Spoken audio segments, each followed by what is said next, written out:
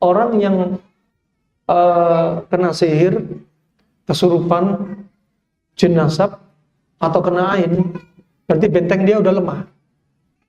Ya, jin bakal ngikuti dia. Contohnya, permisi akramakumullah, dia bakal sering melihat sesuatu yang berkelebat. Dia kadang dilingkupi rasa takut. Kemudian kadang dengar suara-suara aneh, bisikan dari mereka. Kemudian, subhanallah, ya, permisi, bahkan jin ngikuti dia di rumahnya, permisi.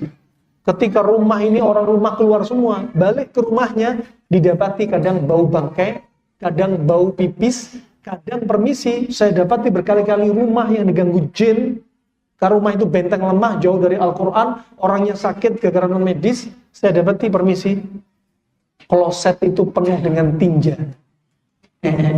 Permisi. Padahal orang pada keluar semua. Gak ada yang tinggal di situ. Ini apa? Jin meninggalkan beban, jejak atau bekas. Ya, layaknya kucing, anjing untuk menandai daerah kekuasaan, dikasih pipis dan tinja mereka. Tikus juga demikian. Nah, jin juga demikian. Berikutnya, rahimakumullah jami'an, berikutnya hewan-hewan yang dianjurkan dibunuh keluar. Ya, sebagian masyayikh yang menyebutkan hewan yang dianjurkan dibunuh seperti tikus bakal banyak di rumah itu. Ya, kalau saya tanya ibu ini, ibu kan bakal bilang, iya tak, ada banyak. Bahkan saya dapati ada orang kena satu penyakit dari penyakitnya ini keluar sampai malam itu, hampir setiap malam tikus itu 50 tikus. Itu nggak wajar banget. Mendingan benteng rumah itu sudah lemah. Kemudian cicak, kecoa, lipan, kalajengking. Berikutnya, ini nggak disebutin dalil, tapi tajrubah, boleh mendiagnosa. Kemudian apa? Rumah itu lampunya sering putus. Di orang yang kena, kalau ibu ini yang kena, si penanya ini kena, kemarin waktu kami sebelum sampai Bali, di daerah Lombok, sama. Apa kata anda ini ada? Ada. Ternyata apa? Kamarnya sampai retak menganga, bukan retak rambut. Dan di kamarnya itu bocor, ditempel berapa kali bocor. Banyak cicak. Kenapa? Hewan-hewan pun yang diperintah dibunuh, itu mendekat kepada dia. Kenapa? Benteng dia udah lemah. Ya, kadang ada yang tanahnya ambles, ada yang naik. Ini bukan khurafat, tapi dari tajrubah.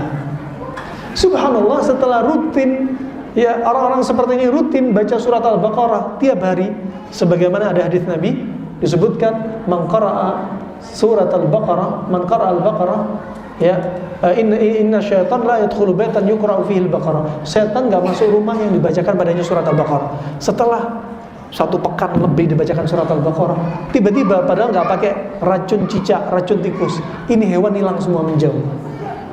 Nah, ini rahmatullah jami'an. Jadi apa? Rutinkan Anda, si penanya ini, baca surat Al-Baqarah, kalau bisa sekali majelis, sekali habis, stop.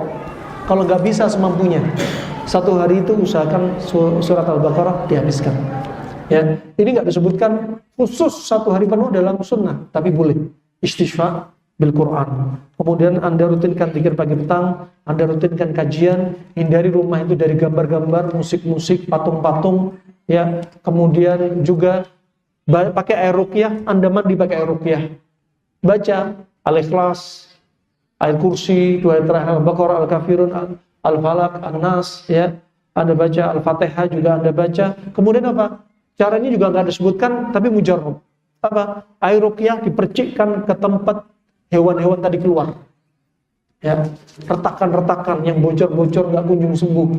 Di tempat yang lampu sering mati. Kenapa? Setan ini punya aura.